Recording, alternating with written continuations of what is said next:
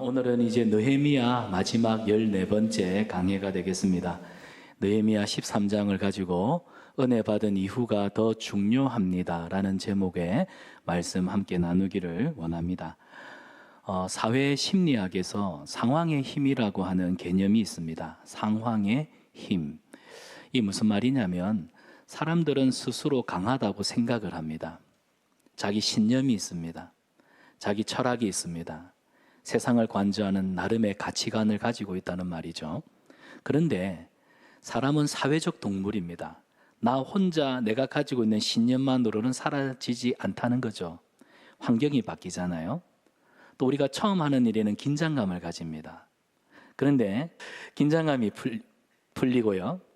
그 다음에 분위기가 또 달라지면 또 생각하는 것들이 또 바라보는 또 태도가 달라지는 것이 우리 인간입니다. 혼자서 옳다고 믿던 신념도 다수가 다른 방향으로 움직이게 되면 함께 따라가는 그런 군중 심리가 상황의 힘이라고 하는 개념입니다. 그러니까 사람들은 나름 자기가 고집하고 있는 가치관과 철학이 있어도 결국 다른 사람이 이 길이 맞네 하고 우우 가잖아요. 그러면 영향을 받을 수밖에 없다는 겁니다. 처음에는 작은 타협이 있습니다. 이 정도는 괜찮겠지.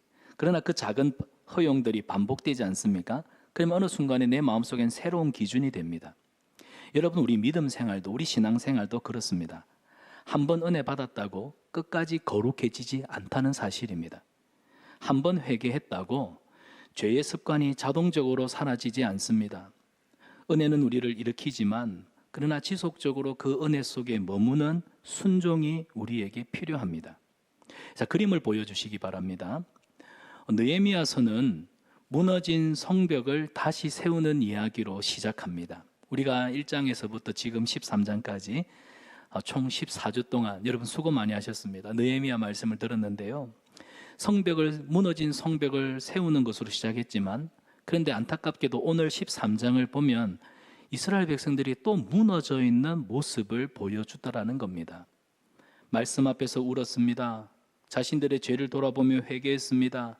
심지어는 언약문에 이름을 적으면서 말씀대로 살겠습니다. 하나님 안식일을 지키겠습니다. 하나님의 성전을 결코 버려두지 않겠습니다. 그렇게 다짐을 하고 결단을 했는데 웬일입니까?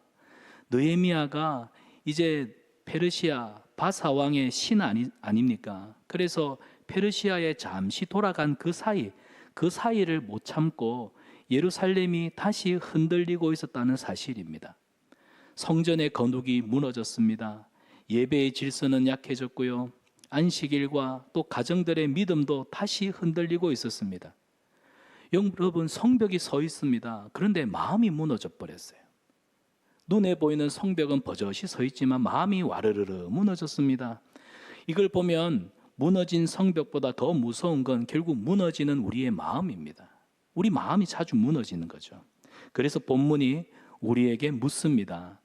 너의 마음, 저와 여러분 우리의 마음이 지금도 하나님 앞에서 잘 지켜지고 있느냐? 여러분, 하나님 앞에서 여러분의 마음이 잘 지켜지고 있습니까? 은혜 받았던 그 뜨거웠던 마음들이 지금도 지속적으로 잘 지켜지고 있느냐?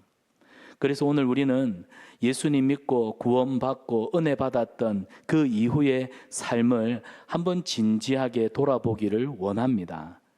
먼저 1절에서 9절 말씀인데요. 우리는 은혜 받은 이후에 하나님이 계셔야 할 우리 마음, 우리 중심을 잘 지켜야 합니다. 자, 오늘 본문은 율법을 낭독함으로 시작하고 있습니다. 1절을 보면 백성들은 모세의 율법을 듣다가 암몬과 모압 사람이 여호와의 총회에 들어오지 못한다는 이 말씀을 발견합니다. 모압 사람과 암몬 사람들은 유다 공동체 여호와의 총회에 절대로 들어올 수 없다. 여러분, 이건 인종차별에 대한 문제가 아닙니다. 하나님의 백성들을 무너뜨렸던 우상 숭배와 그리고 영적으로 악한 영향력들을 끼치거든요. 이것들을 끊어내는 문제입니다. 자, 암몬과 모압, 낯선 민족이 아닙니다. 그들은 아브라함의 조카 롯의 후손입니다. 여러분이가 창세기를 보면 롯과 그의 가족들이 소돔과 고모라 땅에 살다가 소돔 땅이 멸망당할 때 롯의 아들은 소돔 기둥이 되고 롯의 두 딸들은 아버지 몰래 술을 먹여놓고 동침을 해서 그 두 딸에게서 난 자녀들이 모압과 암몬입니다. 그래서 넓게 보면 이스라엘과 같은 혈통을 가진 민족이에요. 친척이라는 말입니다. 그런데 모세가 이스라엘 백성들을 데리고 출애굽하여 광야길을 행할 때 이스라엘 백성들이 지쳐 있을 때, 약해 있을 때 그들은 떡과 물로 맞이하지 않았습니다. 형제의 연약함을 보고도 외면했고 품지 않았습니다. 오히려 모압은요, 발람이라고 하는 선지자에게 돈을 주고 하나님의 백성들을 저주하게까지 했다는 사실입니다. 형제를 돕지 않은 정도가 아니에요. 형제의 연약함을 공격했다는 사실. 이것이 여호와의 총회에 들어오지 못하는 이유가 된 것입니다. 사랑하는 여러분, 하나님은 혈통이 다른 이방 민족을 미워하신다. 이건 잘못된 생각입니다. 오늘 본문을 보면 연약한 자들을 이용해서 공동체를 무너뜨리고 흔드는 태도와 마음, 그리고 하나님의 백성들을 저주하려는 악한 영향력을 하나님이 거절하신 겁니다. 여러분, 이런 일들은 오늘 우리 교회 안에서도 얼마든지 일어나고 있습니다. 공동체 안에 있으면서도 연약한 사람들을 품지 않고 오히려 그 상처를 이용합니다. 기도해야 할 사람을 판단하고요, 세워야 할 사람들을 무너뜨립니다. 함께 울어야 할 자리에서 무책임한 소문을 만들어냅니다. 그건 교회의 정신, 한몸 공동체의 정신이 아닙니다. 여러분, 교회는 연약함을 짓밟는 곳이 아니에요. 은혜로 다시 세우는 곳이 교회입니다. 형제의 연약감, 형제의 아픔, 형제의 고통을 공격하는 마음은 교회와 어울리지 않는, 여호와의 총회와는 결코 어울리지 않는 태도라는 사실입니다. 그런데 여러분, 오늘 본문에서는요, 더 충격적인 장면이 나옵니다. 자, 이런 모압과 암몬. 근데 5절을 보니까 말씀으로 분리해야 되는 암몬 아닙니까? 그런데 이 암몬의 영향력이 현실에서는 지금 버젓이 여호와의 성전 안에 들어와 있더라는 사실입니다. 보세요. 암몬 사람 도비아가 하나님의 성전 안에 들어와서 방을 차지하고 있었습니다. 여러분, 그 방은요, 지금 도비아가 차지하고 있는 이 방은요, 하나님께 바쳐진 소제물과 유향과 11조를 보관하는 거룩한 공간입니다. 그런데 도비아가 지금 그 방을 차지하고 있습니다. 도비아가 어떤 사람입니까? 산발락과 도비아. 느헤미야와 이스라엘 백성들이 무너진 성벽을 재건할 때 성벽 공사를 방해했던 사람, 심지어 하나님의 이름을 조롱했던 사람이 도비아입니다. 그런데 이제는 성전 안에 들어와서 버젓이 주인 행사를 하고 있습니다. 하나님의 것을 구별해 놓는 방에 자기가 들어와 있는 거예요. 여러분, 이건 그냥 단순한 공간의 문제가 아닙니다. 지금 이스라엘 백성들이 영적인 분별력이 사라진 겁니다. 지금 들어와서 안 되는 것들이 들어와 있는데 그걸 그냥 방치하고 있는, 이거는 분별력이 사라진 것입니다. 여러분, 도비아의 물건이 들어오면 어떻게 됩니까? 하나님 앞에 드린 헌신들이 결국 밀려나게 되었다는 사실입니다. 우리 마음도 마찬가지예요. 하나님 앞에 바쳐드릴 시간이 밀려나게 되면요, 세상의 것들, 사치스러운 것들이 우리 마음속에 들어옵니다. 기도의 자리가 비면 염려가 들어오고 불신이 우리 마음속에 들어옵니다. 순종이 비면 어떻게 됩니까? 죄가 들어와서 불순종의 생활이 습관이 됩니다. 하나님의 것이 밀려난 자리에서는 반드시 다른 것이 그 자리를 차지합니다. 오늘 성경에 보면 제사장 엘리야십, 이 제사장 엘리야십이 도비아와 가까웠습니다. 그런데 가까운 거 살다 보면 그럴 수 있죠. 그런데 그 관계가 하나님의 말씀보다 더 우선이 되었다는 거예요. 이게 문제입니다. 사사로운 정이 분별력을 흐렸다는 사실입니다. 여러분, 교회는 거룩함이 우선입니다. 아무리 내가 개인적으로 친하다 할지라도 친한 관계 속에서 무분별하게 튀어나오는 교회에 대한 악평과 소문, 그거 따라가는 건 하나님이 결코 기뻐하지 않는 거예요. 도비아를 거룩한 성에 끌어들인 분별력을 상실한 지금 유다 공동체와 똑같은 행위를 반복하는 것입니다. 결국 친분이 거룩을 밀어내지 않았습니까? 그러니까 믿음이 무너졌다는 사실입니다. 사랑하는 여러분, 죄는 무서운 얼굴을 하고 우리에게 찾아오지 않습니다. 정든 관계, 친분한 관계, 익숙한 사람들, 그리고 손해보지 않으려고 하는 인간적인 계산들, 이런 것들을 틈타서 우리에게 들어온다는 사실이에요. 그래서 말씀으로 분별해야 할 것들이 분명히 있는데, 우리가 하나님의 말씀으로 분별해야 할 것들이 있는데, 그걸 관계라고 하는 좋은 관계, 그거로 관계로 들여놓게 되면 결국 거룩함은 무너지는 것입니다. 오늘날 교회 안에 권면이 무너진 시대입니다. 친하니까, 잘 아니까. 예전에는 우리 믿음의 선배들, 자녀들의 결혼 문제라든지 교회 안에 덕이 되지 않는 일들, 치리가 있었습니다. 근데 지금은 그렇게 하면 상처받는다고 하지 않습니다. 결국 뭐가 무너졌습니까? 교회의 질서가 무너지고 거룩함이 무너지고 있는 거예요.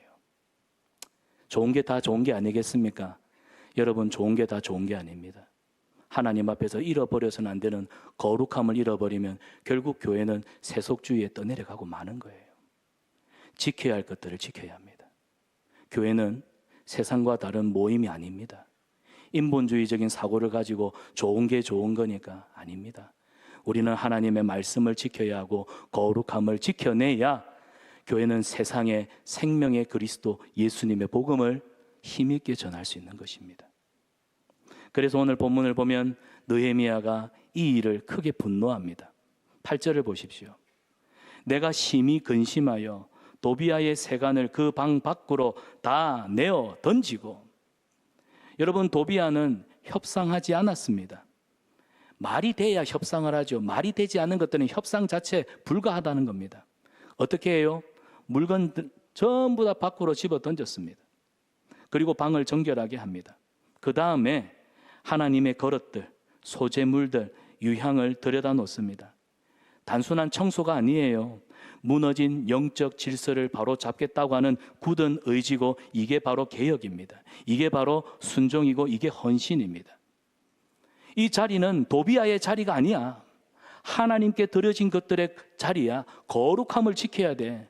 사랑하는 여러분, 우리 마음에도 하나님께 드릴 자리가 있습니다. 아멘입니까? 저와 여러분, 우리 마음에도 하나님 함께 반드시 드려야 되는 자리가 있습니다. 그 자리는 예배의 자리입니다. 그 자리는 말씀의 자리입니다. 그 자리는 기도의 자리이고, 그 자리는 순종의 자리입니다. 근데 그 자리에 자꾸 세상의 욕심이 들어오고, 세상적인 비교가 들어오고, 세상적인 성공, 사람들한테 인정받고 싶은 욕구, 죄의 습관들이 자꾸 들어와서 우리를 지배합니다. 지금 이스라엘을 보세요. 성전이 없어진 게 아니에요. 그게 문제가 아니라 성전 안에 다른 주인이 지금 들어와 있다는 겁니다. 하나님과 세상을 같은 방에 두기 시작한 것이 문제였다는 겁니다. 예수님도 하나님과 세상 두 주인을 결코 섬길 수 없다 말씀하셨어요. 우리는 너무나 잘 알고 있지만 너무 예사롭게 지나고 있습니다. 사랑하는 여러분, 겉만 보고 안심하지 마십시오. 교회 나오고 있고 직분도 받았고 봉사하고 있으니까 괜찮다. 과연 괜찮을까요? 하나님이 왜 하필이면 사무엘을 통하여 나 여호와는 사람의 중심을 본다고 말씀하셨겠습니까? 예배 때 하나님이 우리를 부르시지만, 예배 때는 우리가 하나님 앞에 힘써 예배를 드리지만, 예배 시간에는 우리가 하나님을 부르고 있는 것 같지만, 중요한 것은 여러분 월화수목금토 평일입니다. 평일에 여러분의 마음을 다스리는 것은 무엇입니까? 하나님의 말씀입니까? 사랑하는 여러분, 도비아는요 관리 대상이 아닙니다. 도비아는 내보내야 되는 대상입니다. 도비아 내보내셔야 돼요. 그래서 회개는 뜨거워진 감정이 아니라 자리를 바꾸는 결단이 회개인 겁니다. 우리 힘으로는 우리 마음을 깨끗하게 할 수 없습니다. 그래서 복음이 필요한 것입니다. 우리 힘으로는 할 수 없기 때문에 하나님이 예수님을 보내주신 줄 믿습니다. 그 예수님이 오셔서 성전을 깨끗하게 청결케 하시지 않습니까? 그리고 예수님이 약속하신 성령이 우리 안에 내주해 계십니다.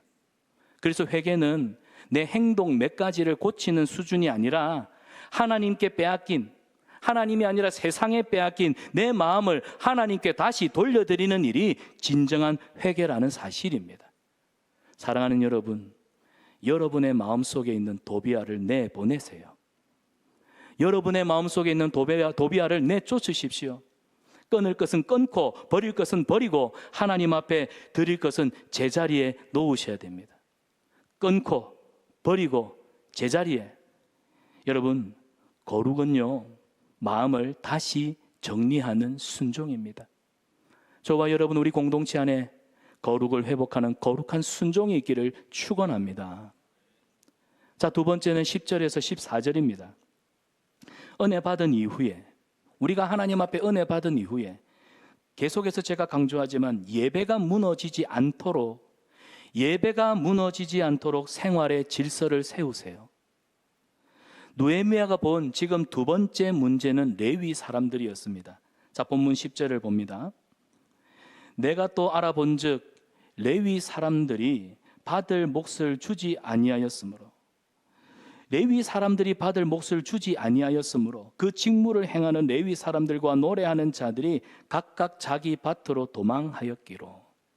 여러분, 우리가 알다시피 레위 지파는요, 분깃이 없습니다. 나머지 12지파가 열심히 일을 해서 하나님 앞에 제사의 제물로 구별해서 드리죠. 그걸 먹고 살았던 것이 레위 지파입니다. 왜 이런 일을 하게 하셨습니까? 너희는 생업보다는 하나님을 섬기는 일에, 너희 나머지 지파를 위해서 여호와 하나님을 섬기는 일에 집중하라고. 그래서 레위 사람들은 성전 일을 돕습니다. 찬양을 합니다. 예배를 섬기는 사람들이었습니다. 그런데 지금 여러분, 교회 안에 목회자가 없다는 이 말입니다. 하나님의 말씀을 가르쳐줄 목회자가 없습니다. 예배를 인도하고 찬양을 인도할 목회자가 없습니다. 여러분의 바른 생활, 하나님의 말씀으로 권면하고 여러분을 위해서 기도하는 목회자가 지금 교회에 없어요. 왜 없느냐?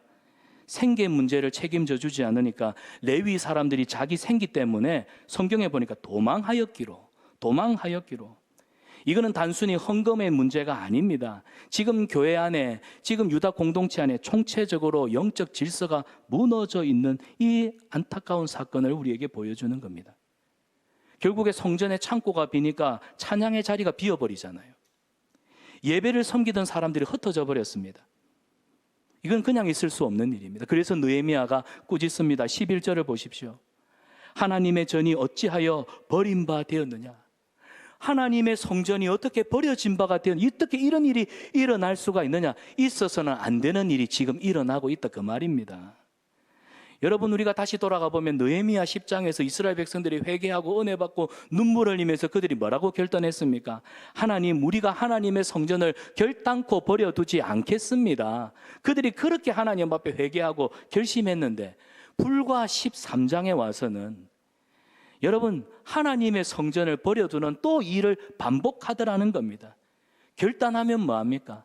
결심은 있었지만 결국 질서가 안 따라오니까, 이게 습관이 되어 있지 않으니까, 꾸준한 순종이 되지 않으니까, 여러분, 우리가 아무리 예배 시간에 말씀에 욱하는 감정으로 은혜 받아도 지속되는 순종이 없으면 결국 결단은 오래 가지 않는 겁니다. 그건 거룩한 삶이 아닌 거예요. 백성들이 성전을 무너뜨렸습니까? 뭐 하나님을 믿지 않겠다고 다 떠났습니까? 아니에요. 오늘 성경을 보면 하나님께 드려야 할 것들을 계산하면서 미루었습니다. 그런데 그게 하나님의 성전을 버려두는 일이 된 것입니다. 여러분, 예배를 버린다고 해서 꼭 교회를 떠나는 것만을 의미하지는 않습니다. 예배의 삶을 뒤편으로 밀어내는 것, 이게 예배를 버려두는 일입니다. 하나님께 드릴 것이 비면 그 자리에는 반드시 세상이 들어옵니다. 하나님께 드릴 것이 비면 그 자리에는 세상의 계산들로 가득가득 채워집니다. 사랑하는 성도 여러분, 예배는 저절로 세워지는 것이 아닙니다. 말씀을 준비하고 찬양을 섬기고 아이들을 가르치고 보이지 않는 곳에서 돌보는 손길들이 함께 할 때, 그때 공동체의 예배는 살아나는 것입니다. 그래서 예배를 가볍게 여기면 우리 믿음, 우리 신앙은 조용히 죽는 거예요. 잠식되는 것입니다. 예배 한번 빠진다고 당장 무너지진 않죠. 그런데 그게 진짜 무서운 겁니다. 한 번 타협하는 거, 한 번 쉽게 생각하는 거. 결국 예배를 뒤로 미루기 시작하면 마음에서도 하나님이 점점점 밀려나는 것입니다. 그래서 느헤미야가 레위 사람들을 다시 불러요. 돌아와! 그리고 그들이 있어야 할 제자리에 세웁니다. 백성들에게 곡식과 새 포도주와 기름의 11조를 여호와의 성전 곳간에 다시 채우도록 명령합니다. 이건 단순한 재정 회복이 아니에요. 예배의 회복입니다. 결코 우리가 잃어버려서는 안 되는 예배의 회복. 결국 하나님을 삶의 첫 자리로 다시 모시는 일이 일어나고 있는 것입니다. 사랑하는 여러분, 오늘 우리 스스로에게도 물어봅시다. 여러분, 예배가 여러분의 삶의 중심입니까? 예배가 여러분의 삶의 중심입니까? 아니면 어쩌면 여러분의 예배는 남는 시간의 일부를 하나님 앞에 드리고 있습니까? 일주일에 한 번 교회 와서 예배 드리는 것으로 만족하지 마십시오. 한국교회 우리 믿음의 선배들이 왜 새벽 기도를, 왜 수요 예배를, 왜 금요 기도회를, 왜 우리가 양육으로 평일에도 훈련을 해야 되는지, 여러분 신앙의 좋은 유산과 전통을 오늘날 많은 사람들이 뭐 개혁주의다, 옛날에 고리타분한 전통은 척결해야 된다, 그러면서 교회가 이상하게 가고 있어요. 오후 예배도 없애자, 수요 예배도 없애자, 금요 체력 왜 하냐, 새벽 기도 그는 옛날의 전통이다, 요즘 바쁜 시대에. 그렇게 타협하면 결국 나는 소비자일 뿐이에요. 예배는 주권입니다. 예배는 주권의 문제예요. 그렇게 예배를 자꾸 이렇게 저렇게 핑계대고 없애고 자꾸 이렇게 간소화시키면 그거는 결국 소비자예요. 내 취향에 안 맞는다 이겁니다. 여러분, 예배는 중심이 하나님 거예요. 하나님이 주인 되세요. 오늘 본문에 결국 헌금을 많이 내라 이게 아니죠. 하나님이 돈이 부족해서요. 문제는 마음입니다. 물질은 마음의 방향을 드러내잖아요. 예수님도 물질 가운데 네 마음이 있다. 헌금은 돈 많은 사람이 하는 일이 아닙니다. 은혜 받은 사람이 하나님 앞에 드리는 고백입니다. 은혜 받은 성도가 하나님 앞에 드리는 고백이 헌금입니다.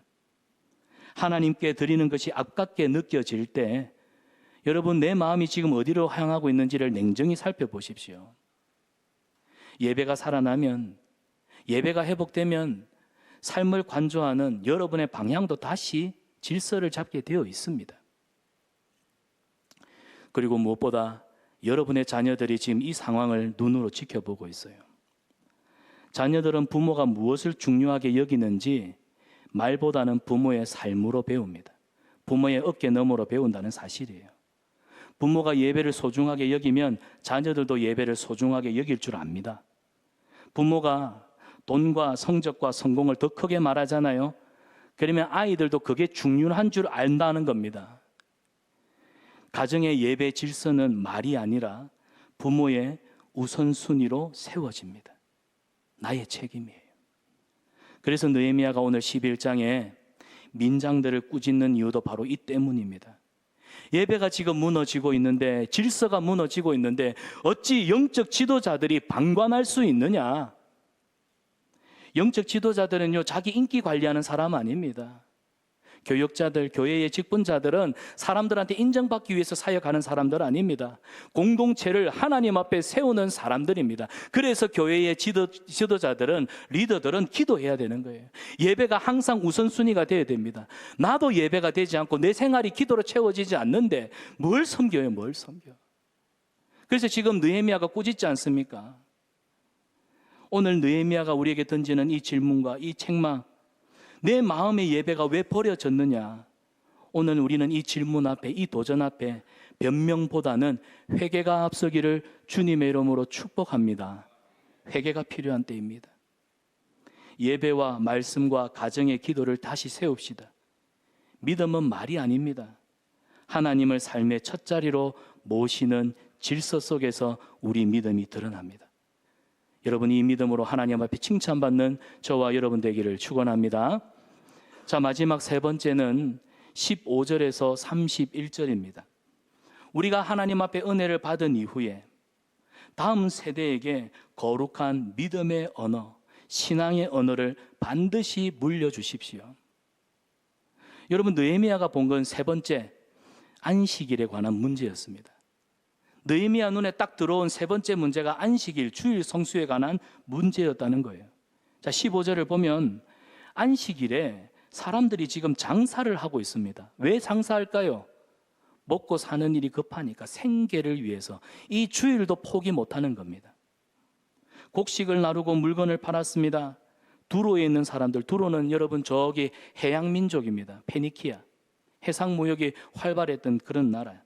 생선을 물에 절여가지고, 소금에 절여가지고 이 내륙 예루살렘까지 가져와서 장사를 지금 하고 있는데, 그만큼 여러분 뭐예요? 예루살렘 안에 이 장사 문화가 성행했다는 겁니다. 세속적인 문화로 꽉 차 있었다는 거예요. 예배의 도시, 하나님의 임재가 있는 거룩한 예루살렘 안에 안식일이 템플, 성전이 아니라 마켓이 되고 말았어요. 마켓, 시장이 되고 말았다는 겁니다. 사랑하는 여러분, 안식일은 그저 쉬는 날이 아니에요. 무너져 있는 우리의 영적인 리듬을 하나님 앞에 다시 맞추는 날이 안식일이고 주일입니다. 우리는 안식일에, 주일날에 주님 앞에 와서 예배 드리는 게 뭐예요? 그 바쁜 와중에서도 우리는 일의 노예가 아닙니다. 하나님, 우리는 물질의 노예, 돈의 노예가 아닙니다. 하나님이 우리를 먹이시고 입히시고 우리를 살리십니다. 이걸 몸으로 고백하는 시간이 주일 아닙니까? 근데 안식일은 결국 시간의 문제가 아니라 주권의 문제예요. 여러분, 만약에 주권을 인정하지 않고 시간의 문제로 따진다면 우리가 지금 교회에서 예배 왜 드립니까? 돈 벌어야죠. 노후 준비해야죠. 요즘 30대, 40대 키워드가 노후 준비라 하더라고요. 노후 준비하셔야죠. 왜 교회 옵니까? 결국 이런 세속적인 생각들 무분별하게 받아들이니까 유다 백성들이 그렇게 울고 불고 하나님 앞에 다짐하면 뭐예요? 안식일을 장사하는 날로 바꾸어 버렸습니다. 예배 시간을 돈 버는 시간으로 바꾸는 겁니다. 이런 일들이 일어났어요. 이런 일들이 일어나고 있어요. 그래서 17절에 보면 느헤미야가, 자, 우리 같이 한번 읽어보겠습니다. 17절, 내가 유다의 모든 귀인을 꾸짖어 그들에게 이르기를 너희가 어찌하여 이 악을 행하여. 느헤미야가 그러잖아요. 안식일을 범하는 건 하나님이 보실 때는 죄라는 겁니다. 어찌하여 너희가 이 안식일을 범하는 죄를 범하느냐. 그래서 안식일 전날 성전 문을 닫게 했습니다. 장사가 싫어서가 아니라 하나님보다 돈이 들어오지 않도록, 세속적인 가치관이 성전 안에 오지 못하도록 막은 거예요. 여러분, 성벽은 외부의 적을 막는 경계였잖아요. 근데 안식일은 뭡니까? 우리 마음이 세속적인 거, 세상의 문화가 들어오지 못하도록 막는 경계입니다. 성문이 아무리 닫혀 있으면 뭐합니까? 마음의 문이 열려 있는데 그 마음의 문으로 세속주의가 들어오는 것입니다. 오늘 우리 성산한빛교회, 우리 공동체는 지금 주일을 지키고 있습니다. 여러분, 주일은요, 부활하신 예수님을 예배하면서 우리 삶을, 우리 생각을, 우리 가치관을 다시 말씀을 통해 하나님 앞에 맞추는 시간이 주일입니다. 그런데 몸은 지금 예배당에 와 있는데도 마음은 월요일, 화요일, 수요일 살아가는 삶의 문제로 걱정하고, 돈 문제 때문에 걱정하고, 사람 문제로 걱정하고 있습니다. 말씀을 듣는데도 눈을 지그시 감고는 딴 생각하고 있어요. 말씀이 선포되는데도 말씀으로 찾아오시는 하나님과 영적인 교감이 이루어지지 않고 있는 오늘 한국교회. 여러분, 주일은 내 스케줄, 일정상의 문제가 아니라 주권입니다. 주권의 문제입니다. 하나님 앞에서 내 삶을 멈추고, 내 인생은 내 힘으로 살지 않습니다. 하나님이 나를 붙드시는 나는 은혜로 삽니다. 그걸 몸으로 고백하고 배우는 날이 주일입니다. 그래서 이 시간의 거룩이 무너지면 여러분의 일상, 여러분의 가정, 여러분의 삶, 여러분의 일터의 모든 리듬이 다 깨져 버리는 거예요. 하나님께 멈추는 날을 잃어버리잖아요. 그러면 결국에는 여러분 입에서 나오는 모든 말들, 하나님에 대해서 말하는 언어도 사라지는 겁니다. 그래서 공교롭게 지금 오늘 본문 15절에서 22절까지 느헤미야가 안식일을 지키지 않는 이 문제를 이야기하다가 그 다음 23절에서는 자녀들의 언어 문제를 다루고 있는 겁니다. 이거는 우연이 아니에요. 여러분 본문 23절을 보십시오. 자, 23절을 보면 유다 사람들이 아스돗 사람, 암몬 사람, 모압 여인들과 결혼을 했습니다. 문제는 외국인, 불신자들, 이방인들과 결혼한 그 자체가 아니라 그 결혼 때문에 생기는 언약 신앙, 우상 숭배가 문제가 되고 있다는 겁니다. 그 결혼 때문에, 이방인과 불신자의 결혼 때문에 우상이 가정 안으로 들어왔습니다. 그리고 하나님의 백성이라고 하는 이 정체성을 잃어버리게 된 것이죠. 그리고 여러분 더 심각한 것이 뭔 줄 아세요? 24절입니다. 자, 같이 읽어봅니다. 그들의 자녀가 아스돗 방언을 절반쯤 하여도 유다 방언은 못하니 그 하는 말이 각 족속의 방언이므로. 여러분 지금 유다 백성들의 자녀들이 뭘 잃어버렸습니까? 유다 언어를 잃어버렸습니다. 자신들의 모국어를 잃어버렸습니다. 이 말은 한국 사람이 미국 가가지고 2세대, 3세대 지나가면서 한국어는 잊어버리고 영어를 했더라, 언어 교육의 실패를 말하는 게 아니에요. 하나님의 말씀으로 내 인생을 해석하는 믿음의 언어를 잃어버렸다는 겁니다. 여러분 신앙생활은 해석입니다. 믿음 생활은 하나님의 말씀으로 내게 일어나는 삶의 문제를 하나님의 말씀으로 해석하는 것이 그게 믿음입니다. 그런데 자녀들이 하나님의 말씀으로 내 삶을 해석하는 믿음의 언어를, 모국어를 잃어버렸다는 게 이게 지금 문제라는 거예요. 부모들이 세상과 적당한 선에서 타협하니까 결국 다음 세대가 믿음을 잃어버린 겁니다. 자녀들의 믿음의 문제는 결국 부모 탓입니다. 예배가 무너지면, 사랑하는 여러분, 오늘 여기 계신 여러분들의 예배가 무너지면 여러분의 자녀들의 입에서 나오는 믿음의 언어도 무너집니다. 성벽은 세워졌는데 자녀들의 마음에는 전혀 말씀의 언어가 세워져 있지 않는 겁니다.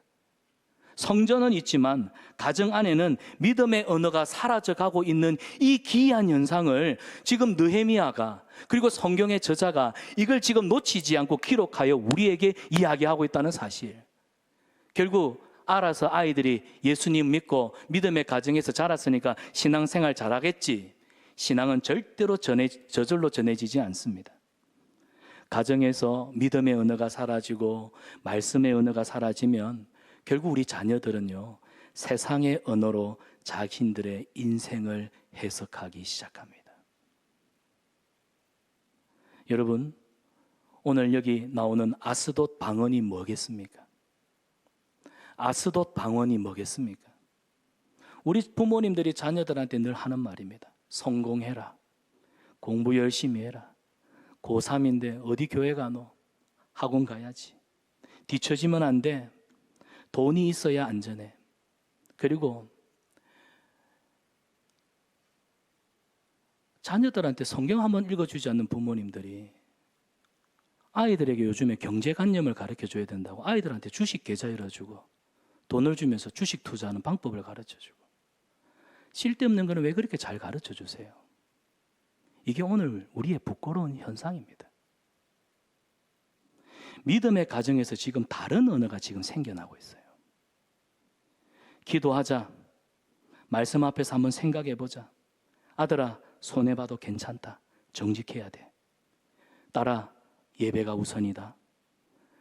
여러분 부모님들 중에 자녀들한테 이렇게 진지하게 믿음의 언어로 이 말을 하기 위해서 내 자신조차 하나님 앞에 그렇게 거룩함으로 삶을 구별해보며 산 자들이 결국 우리 아이들에게 신앙을 물려줄 수 있는 것입니다. 이게 부모된 우리에게 하나님이 주신 가장 큰 과제입니다. 사랑하는 여러분 기억하세요. 우리 아이들은요, 부모님의 말과 중심을 깊이 봅니다. 결국 가정의 언어가 자녀들의 믿음을 만들어요. 그래서 오늘 본문 26절을 보면 느헤미야가 솔로몬의 예를 들고 있습니다. 솔로몬은 하나님 앞에 사랑을 받았던 왕이에요. 그래서 이름이 여디디야, 하나님의 기쁨을 받는 자, 하나님의 기쁨이라. 지혜도 많았습니다. 그가 1,000번제를 드렸을 때 하나님 그 마음을 보시고 솔로몬이 구하지 않는 부귀와 명예와 모든 것을 다 주셨습니다. 그런데 그러면 뭐합니까? 그런 은혜를 받아도 결국엔 지속하지 못하니까 이방 여자들과 결혼하고 관계 속에서, 여러분, 나중에는 북이스라엘과 남유다가 분열되는 이 처참한 일의 원흉이 솔로몬이. 그래서 느헤미야가 뭐라고 말해요? 은혜 받아본들, 너희가 그때 수문학 광장에서 말씀 듣고 회개하고 눈물 찔끔 짜며 흘려본들, 솔로몬도 은혜 받았는데 무너졌다는 겁니다. 너희도 하물며 괜찮다고 생각하느냐? 여러분, 은혜를 받아도 방심하면 얼마든지 무너질 수 있습니다. 목사도 무너집니다. 직분자도 무너집니다. 우리는 연약한 자들이기 때문에 그래요. 과거에 내가 한때 은혜 받았고, 과거에 내가 한때 교회 열심히 섬겼고, 그런 것은 오늘의 내 순종하고는 아무런 내 믿음의 의의가 될 수가 없습니다. 여러분, 성벽을 세우는 것보다 저 어려운 일이 뭔 줄 아세요? 그 성벽 안에서 거룩함을 지켜가는 것입니다. 우리는 육신의 몸을 가지고 이 세상을 버타면서 세상 속에 살아가지만, 그렇다고 우리는 세상과 똑같이 살 수는 없습니다. 저와 여러분, 우리의 관계와 시간과 가정, 우리는 하나님 앞에 새롭게 정리가 되어야 됩니다. 사랑하는 여러분, 이 거룩한 회복을 위해서 하나님 앞에 두렵고 떨림으로 기도하고 우리 자신을 돌아볼 수 있기를 축원합니다. 오늘 느헤미야를 보십시오. 이스라엘 백성들, 유다 백성들, 그들을 꾸짖고 나무랬느냐? 아닙니다. 그는 영적인 지도자였습니다. 백성들을 누구보다 사랑했습니다. 저들의 무너져 있는 모습을 한심하게 바라보기보다는 눈물로 안타까워하며 기도했습니다. 그래서 31절을 보십시오. 이 잘못되어 있는 유다 백성들을 다시 회복하기 위해서 이렇게 기도합니다. 하나님, 내 하나님, 나를 기억해 주십시오. 이 기도의 제목이 뭘까요? 하나님, 내가 얼마나 하나님 앞에 일을 했는지 내 공로를 보십시오. 자기 공로를 드러내는 기도가 아니었습니다. 사실 여러분, 오늘 이 설교가 저도 엄청 마음이 부담스럽고 마음이 힘들고, 왜냐하면 저도 이 말씀대로 살지 못하는 연약함이 보이니까 이 설교가 어떻게 보면은 우리 마음을 크게 찌르는 말씀이 될 수 있겠구나. 근데 여러분, 이 얘기를 듣는데, 느헤미야가 이 얘기를 하는데 유다 백성들이 맞습니다, 맞습니다, 고개를 끄덕이면서 우리가 잘못했습니다. 사람들이 자기 잘못 잘 인정 안 하잖아요. 그러니까 이 말을 하고 있는 느헤미야를 누가 좋아하겠어요? 여러분, 성경에 보면 하나님의 말씀을 전하는 선지자들, 수염을 잡아당기고, 수염을 잡아당긴다는 건 조롱하는 겁니다. 등짝을 후려치고 침을 뱉고, 예레미야는요 감옥에 2번이나 갇힙니다. 어떤 선지자들은 하나님 말씀 전했다가 잡혀가지고 죽임까지 당했습니다. 지금 느헤미야가 기도하는 건 뭐예요? 하나님, 나를 기억해 주십시오. 사람들한테 박수 받을 수 없고 인정받을 수 없고 칭찬받을 수 없는 그 어려운 순종을 하나님 앞에 묵묵하게 내가 지켜 준행하겠다, 그거 아닙니까? 그렇기 때문에 거룩을 지키는 일은요 언제나 외롭고 고달픈 겁니다. 교회의 지도자들, 교회의 리더들 꼭 기억하십시오. 사랑방 섬김으로 섬기는 일은 칭찬받고자 하는 일 아닙니다. 거룩을 지켜가는 여러분은 영적인 지도자들입니다. 일주일에 매번 모여도 부족한 판에 2주에 한 번씩, 한 달에 한 번씩, 이 웬 말입니까? 영혼을 깊이 생각한다면 내 몸이 피곤해도 느헤미야와 같이 주님, 나를 기억하소서. 여러분, 믿음의 사람은 사람들의 인정과 칭찬이 아니에요. 하나님의 기억을 붙들고 사는 사람들입니다. 그래서 순종의 길을 걷는 겁니다. 하나님이 말씀하신 순종의 길을 걷는 사람들이 믿음의 사람입니다. 그래서 오늘 우리는 이 본문을요 복음의 눈으로 좀 볼 필요가 있습니다. 사랑하는 여러분, 느헤미야가 아무리 열심을 내어서 성전의 방을 비우고 성문을 닫아서 세속적인 것들이 못 들어오게 하고 레위 사람들을 세워서 예배를 세울 수 있지만, 근데 이 느헤미야도요 아무리 애를 써도 이건 개혁은 할 수 있어요. 근데 개혁에는 한계가 있습니다. 사람이 아무리 해도 개혁이 한계가 있습니다. 결국 여러분, 아무리 느헤미야가 떠들고 해도 백성들의 마음이 변하지 않으면 어떻게 된단 말입니까? 그래서 마음의 은혜를 받아야 합니다. 마음이 하나님이 주시는 은혜로 채워져야 우리 마음은 은혜가 들어올 때 변화되는 겁니다. 그래서 느헤미야가 하나님, 나를 기억하소서 기도하는 이유가 거기 있는 거예요. 은혜를 달라는 겁니다. 사랑하는 여러분, 특별히 우리 교회의 중직으로 세움을 받은 분들, 좀 더 교회를 위해서, 우리 교회의 영적 성장을 위해서, 여러분이 맡은 영혼들을 위해서 하나님 앞에 기도하십시오. 거룩을 지키는 이 외롭고 고달픈 그 길에 순종으로 하나님 앞에 서시기를 바랍니다. 그래서 우리는 예수님께 나아가야 됩니다. 예수님은 우리 마음을 새롭게 하러 오셨습니다.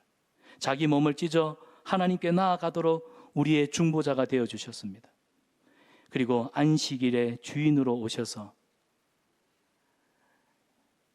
우리에게 참된 안식을 주시는 분 예수님입니다.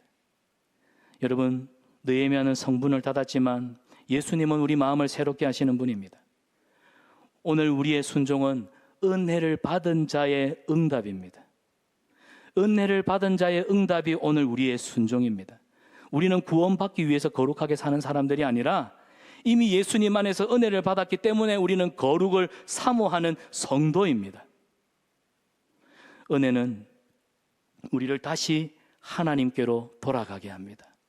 하나님의 은혜를 구하십시오. 은혜 받는 일을 사모하십시오. 예배를 회복하시고 여러분의 기도의 자리, 여러분의 마음의 자리에 주님이 들어오시도록 항상 깨어있기를 축원합니다. 말씀을 맺습니다. 성벽보다 마음을 지키는 일이 어렵습니다. 마음을 지키는 것이 어렵습니다. 오죽하면 무릇 지킬 만한 것들 중에 더욱 네 마음을 지키라. 마음을 지키는 일은 참 어려운 일입니다.